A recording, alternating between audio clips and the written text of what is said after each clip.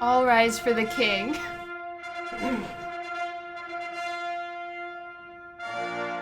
Today, my faithful subjects, I am sharing with you one of the royal family's deepest secrets. The core that I have had the most fun using in Series 10, and even have won a 55-man tournament, beating some of the world's best players. Nidoking and Zacian. Or, how we say around the royal palace, king shit.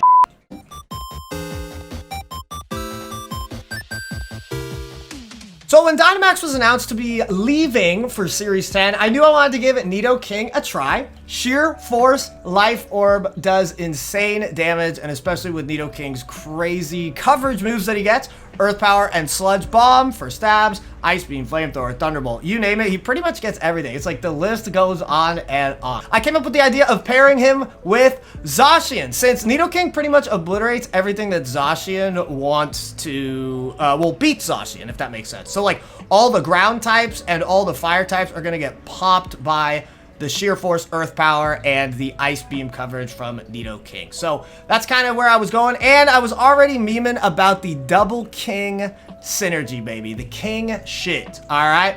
And then it hit me.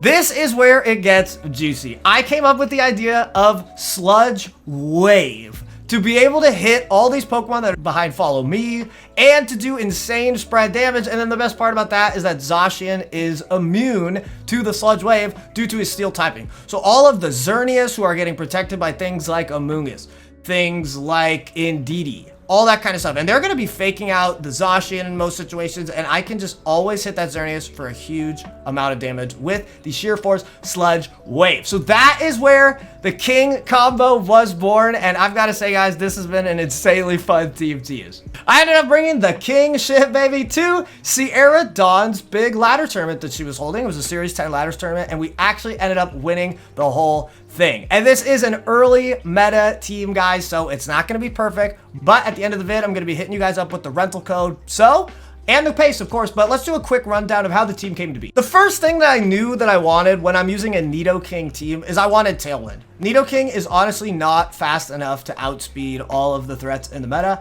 I knew that this was going to be a hyper offense, balls to the walls, knock out everything, hyper offense team. Whimsicott came in. Really nothing crazy about that.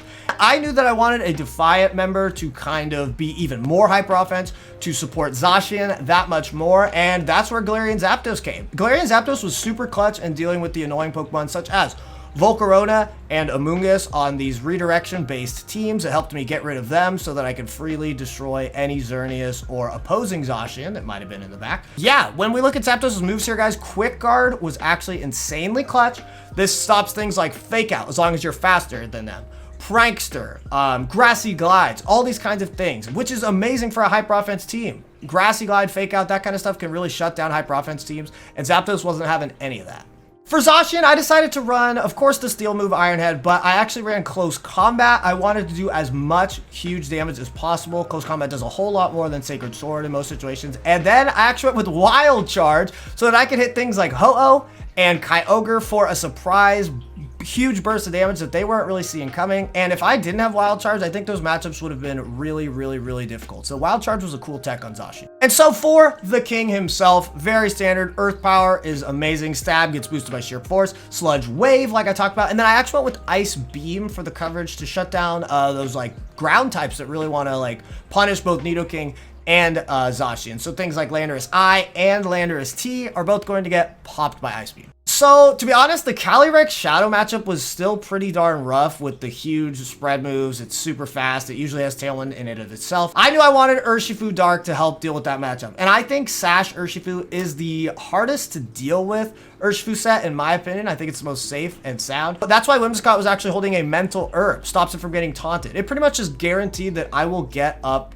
Tailwind in every situation. If I protect and then they Tailwind with their taunt is faster the next turn, or their Whimsicott, but they would taunt, I'd eat the Mental Herb, and then I'd Tailwind again. So it was just a really safe way to get up Tailwind. I wanted the Sash on Urshifu Dark, and I really, really liked it. Even with Urshifu Dark, the Calyrex Shadow matchup was still a little bit brutal. So that's when I added Aegis Slash, baby, who is even another layer of king shit. Let's go. Here's the cool thing about him.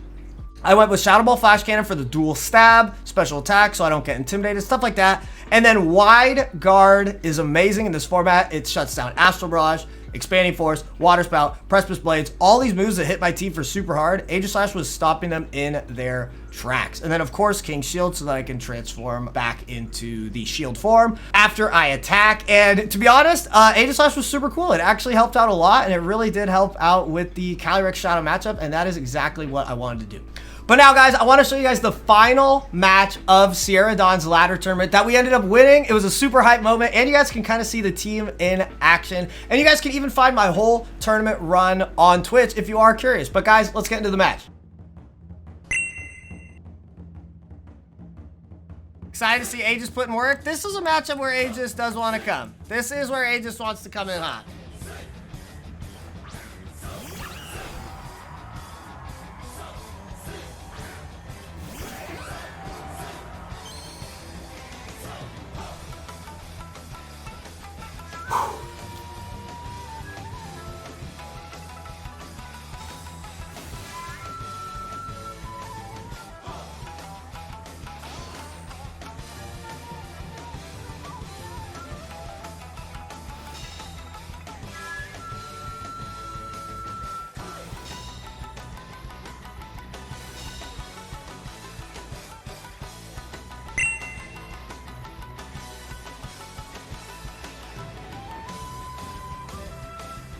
I know I didn't hide my screen. Don't fucking tell me. I forgot.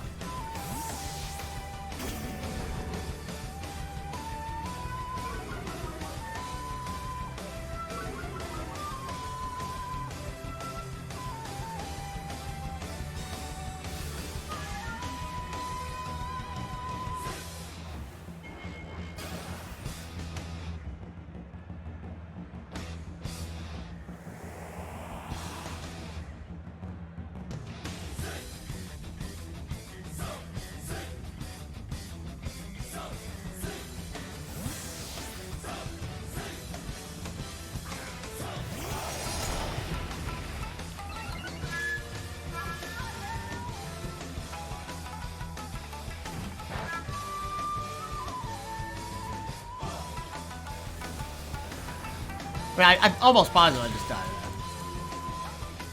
that. Stupid Pokemon. Alright. Alright. They're getting smarter, chat. Unfortunately, these Calyrexes are getting smarter. Sad.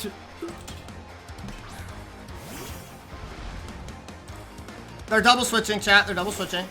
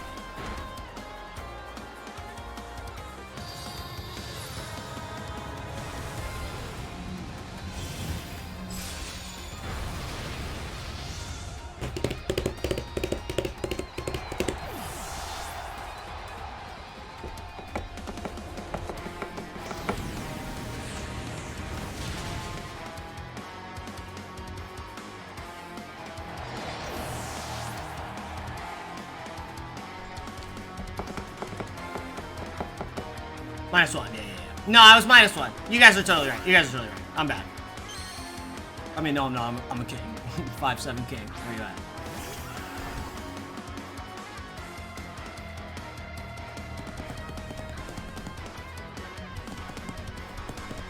We've already seen a slide forward, luckily. You can see it right there.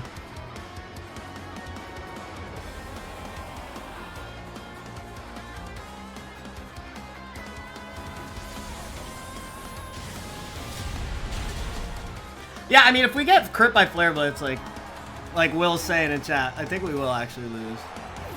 Crit or burn, yeah.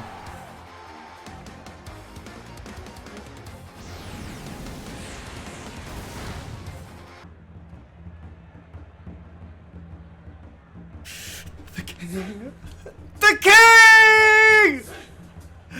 The king, chat! The king! It's him! Fucking king! The king! Dude, let's go! The king! Sheesh! Even if he lived, I mean, Whimsicott just kills him. Let's go! The king, baby! The king will rise again!